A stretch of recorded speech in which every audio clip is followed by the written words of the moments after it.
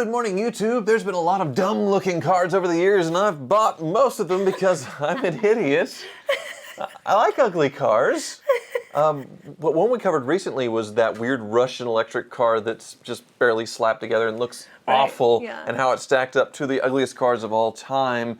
And there's actually a new list out from Jalopnik, which was reader-submitted of what they think are the dumbest looking cars. And well, typical from Jalopnik, it is ridiculous. So I feel like, I wonder, like, you choose dumb-looking cars, like, do you choose dumb girls to be with? Or, like, ugly girls to be with? Because you have this history of not choosing correctly. Oh, are we going to talk about history of exes here? No, I'm just saying I've seen photos of your exes, and they're all tall gargoyles like me, so you have a type. Okay. All right, let's No, get you're to my the first list. supermodel if we're wanting to delve into this. I didn't have the confidence, hence you approaching me on that. You started this. Okay. Would you like to get to the list? Let's go to the list. Okay, so this is user submitted, and they picked the best of the best on Jalopnik, which Jalopnik readers are already a little weird in the head. But their first one, well, yeah, well, I was one of them. But you know what isn't dumb looking, April? That's Autotempest's website, because they combine all the major listing sites into one search. Thanks so much to Autotempest for sponsoring this video, and good morning, YouTube. And like all the big car sales websites, you can search by color, by make, by anything you want, but Autotempest makes it so easy because they combine all the major listings into one search. So you can go by color, you can go by transmission, you can go by top, you can even search for salvage title, lemon law, really narrow things down and find some weird stuff all over the country. So I wanted to track down a very rare vehicle, a Saab 97X Aero, which is like a rebadged Trailblazer SS, but in Saab form. Pretty much impossible to find, but I found one thanks to Autotempest. Look at this bad boy in Nunica, Michigan for $6,900. LS-powered Trailblazer in a tuxedo. Are we doing a road trip? Maybe. But let's get back to it. The Reliant Robin, which is a famous three-wheeled car. It is really stupid looking. Jeremy Clarkson made them famous by disabling their anti-roll sort of system, and then just every time it took a turn, it would roll over on its side. So a one wheel in the front and two in the back. Correct. Got it. I feel like there's been a few iterations of kind of three-wheel cars, and then the worst is the motorcycle, which I get if you're injured or disabled and you want to do a three-wheeled motorcycle, but it just always sticks out of like, it doesn't seem right, which is, of course, with this car as well. We have been all over the Polaris Slingshot and how dumb it makes people look and things. This Reliant Robin was an economy car in the UK and quite stupid, so definitely agree with that How one. cool would it be if you saw one on the road? Your neck would snap, and you'd probably start following it. I saw one in person in a museum in Florida years ago and had to pose for a picture with it, which... it was cool to see because they never made it to the United States. Next on the list is another car that never made it to the United States, the Fiat Multipla, which was all over Top Gear because it was so hideous and weird looking. But yeah, isn't that funny? Gosh. The two sets of headlights, I'm not sure which one's actually the headlights, the dual sunroofs, the huge, huge passenger cabin, and the small little body and little doors. That's great. I feel like, you know, when I was in like 4th grade, if I would draw a car, it would look like that. I think it's a cute car. It looks like it's alive. It has a little personality to it. Very odd, very stupid looking. That's what they're going for, stupid looking cars, and this car does look like it has a low IQ. The 1960 Plymouth Valiant. What's wrong with the Valiant? Well, I mean, it's sort of that weird, I'm coming out of the 50s, so I have a lot of chrome and still have fins and super overstyled, but then they're trying to streamline it and make it, you know, more wind tunnel-y. It's a weird mix, that's for sure. They're saying it's the wimpiest of Mopars. Yeah. Which, you can't have that. Right. So a few years after this, they'll have like the Max wedges and that much more blocky looking cars rather than this weird mix between 50s and 60s. Right. The lines are weird. They're interesting. They're not very smooth and aerodynamic looking. So I get why it's on this list. This was a big problem with Chrysler in the era. Next on the list is, I can't believe this, Ferrari Enzo. Why? Yeah. Really? What is their reasoning? They say it's just goofy looking. Okay. It's got an overbite that just screams, my parents couldn't afford braces. Did you have braces? Yeah, I had braces. You have the perfect teeth. Well, not to the bottoms because I didn't wear my retainer. But no car should ever look like it was rear-ended so hard that the body got pushed forward. It's a great description. I guess, I mean, compared to the F40 and the F50, they're both so different looking, but both so beautiful. The Enzo does look like a continuation of the F50, and it is a little, it's not stupid looking at all. No way. I love it. I love the kind of air intakes on the side and just the design of it and the nose, the pointed nose. You know, it doesn't look like the McLaren or Mercedes penis car. It's just, it's a good V up front. And I like the design. I think it's a cool car. So you think the SLR McLaren's stupid looking? No, but remember the one you showed me in blue, where it had like a blue wrap? Oh, which right. accentuated it. That was a little extra. But I don't know why this is on the list. I would kick this off. off. Well, if you're saying the stupidest looking one between the F cars, F40, F50, Enzo, and LaFerrari, yes, LaFerrari's not F car, but this is probably the dumbest looking of all of them. Yeah, all right, maybe. The amber was the one we talked about in the previous video. It's on this list. It's the Tesla killer called by Vladimir Putin, and it is stupid and terrible. It Amber? That's such a common name, and like I just don't get the correlation to Amber. Like the lead engineer, his daughter's name is Amber. I don't know. It'd be an insult to be named after this car. An engineer. I mean, it's a glorified golf cart. It's horrible. Next is another one I've never heard of. UAB Puma. Oh my gosh. And Shmee150 made a video on it. But yeah, it's a off-roader supercar, so it has like some McLaren P1 looking sides to it, but it's lifted in the air. That nose looks way too much like a Prowler, so I can't even look at it anymore. Because it's open wheel like that? I guess I see that. But it's got off-road tires on it. It's been lifted. Well, it's not really been lifted. The body's just enormous. To where it does look very, very stupid. I agree. I wonder what Shmee thought of it. $1.1 million is what that cost. Wait. Nobody bought that. That car, they wanted $1.1 million. What's wrong with people? No, nobody bought one, I'm sure. The second generation Dodge Durango. Why is this on here? It is hideous. It is stupid looking. So the Dodge Durango Dakota, the first, no, it wasn't the first generation Durango, but the second or third generation Dakota was really good looking. And that's what I drove in high school. My grandmother's SL and a 2001 Dodge Dakota Sport.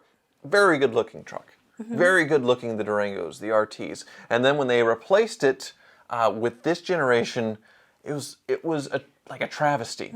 It looks like a watered down version of what it's supposed to be. I get it. Right, they're trying to make it look tough and chunky, but it just didn't work. And then they did away with their mid-size truck entirely. They probably thought, oh, people just are wanting the full-size trucks. No, they just didn't want that hideous, horrible thing.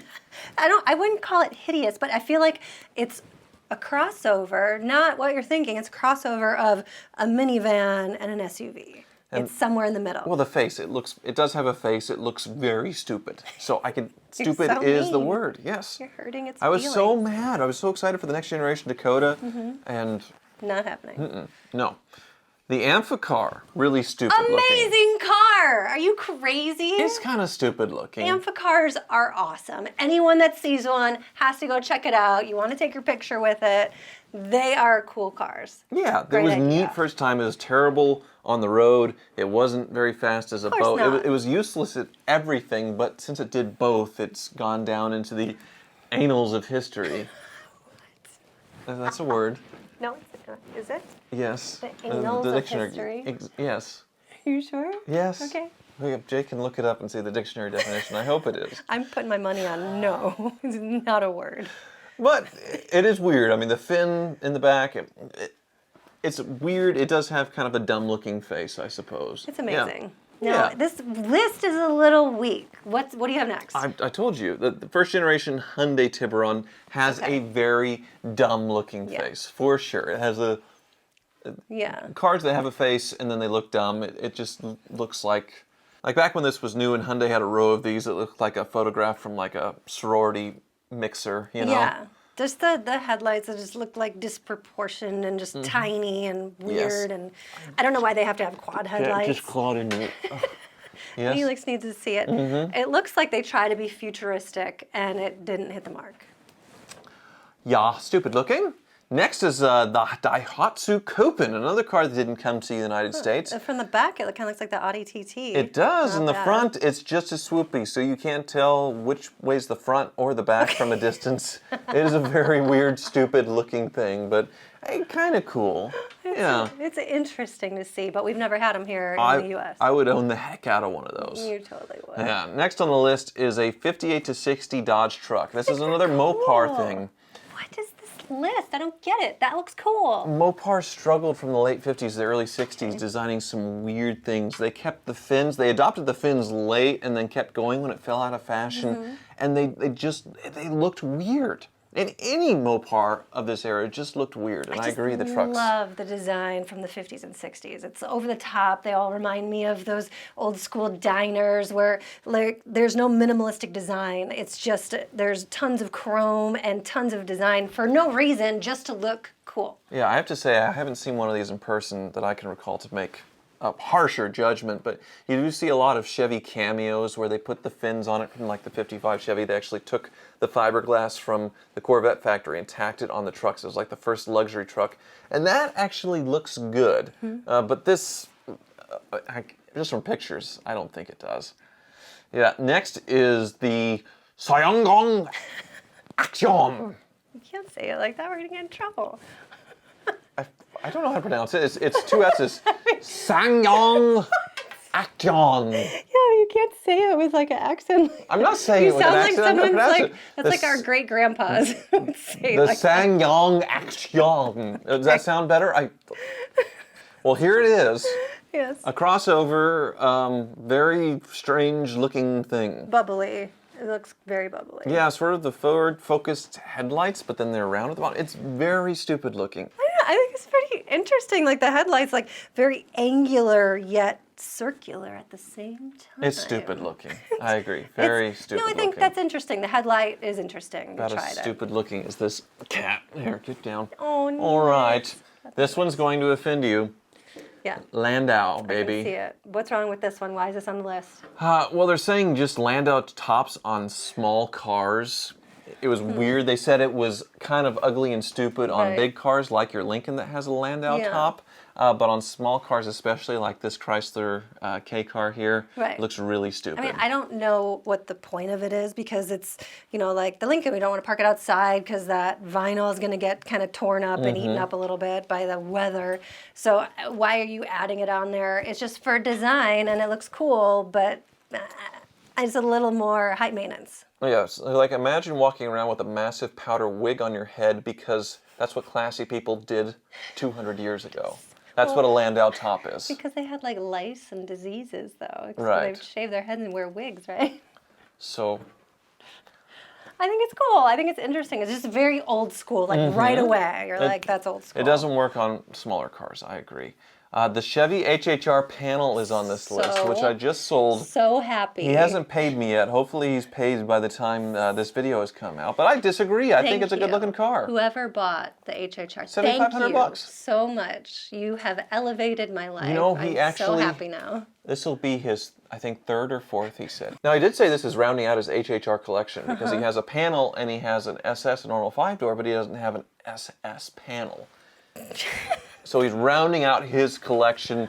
He also has an SSR, he tells me, the El Camino one of this in this era. Seriously? Yeah. Seriously? Yep. He was telling me all this and laughing. I feel like himself, I need to meet this guy and make sure he's like normal. Like I feel like you could be an alien or something to have this collection. You're like, you know what I want to do? Out of all the cars in the entire world, I'm going with these. Like he has to have an interesting history. He's from Indiana. He paid $7,500 for it, which is a little more than what I paid for it when I bought it last year, but obviously I spent money fixing it, so losing a bit there, but he's from I think Indiana, a good price. so that just kind of sums it up. Right. Now I understand the collection. And the last one on the list is the Tesla Cybertruck. They say it's so stupid looking, which I'm starting to agree with just because I'm getting angry. We were in California, we saw probably 10 or more. So many of them all over. Never seen one before ever, and then we see them everywhere in California.